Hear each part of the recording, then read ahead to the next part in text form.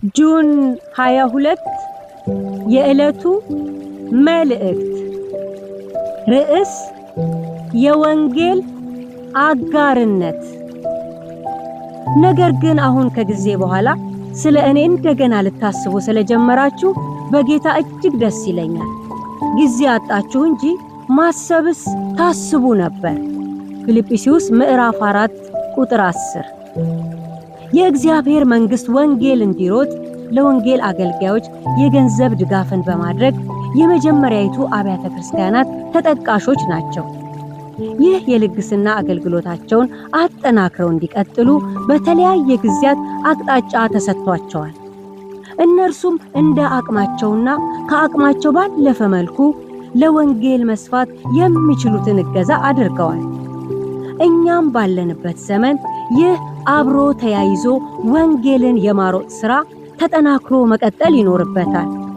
ይህ የልግስና አገልግሎት ተጠናክሮ እንዳይቀጥል ብዙ መሰናክሎች አሉበት። ከእነዚህም መካከል የአንዳንድ አገልጋዮች ታማኝነት ማጉደል፣ በሌለ ወይም በሐሰት ዕቅድ ገንዘብ መሰብሰብ፣ ገንዘቡ ምን ላይ እንደዋለ ግልጽና ተጠያቂ አለመሆን፣ ሪፖርትም አለማድረግ፣ በአገልግሎት ሰበብ የተገኘውን ገንዘብ ለራስ ጥቅም ማዋል ተጠቃሾች ናቸው።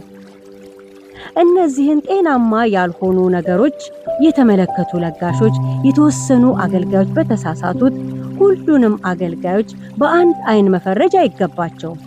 ይልቁኑ እውነተኞቹን ከሐሰተኞቹ መለየት ይገባል።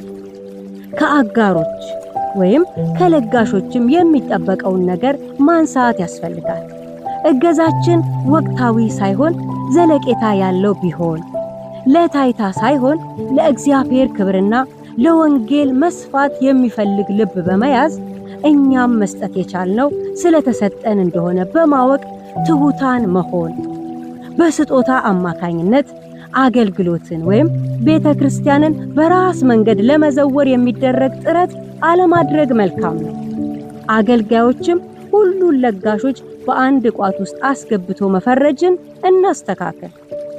እንግዲህ የእግዚአብሔር ሥራ ተጠናክሮ እንዲቀጥል የሁለትዮሽ ግንኙነቱን ጠበቅ ማድረግ ተገቢ ነው። አገልጋይም ታማኝ ይሁን፣ ንጹሑን ወንጌል ይስበክ፣ ግልጽነት ይዳበር፣ የሐሰት ሪፖርትም አያቅርብ።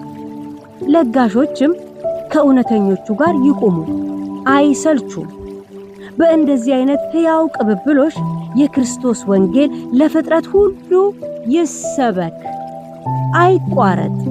የወንጌል አጋርነት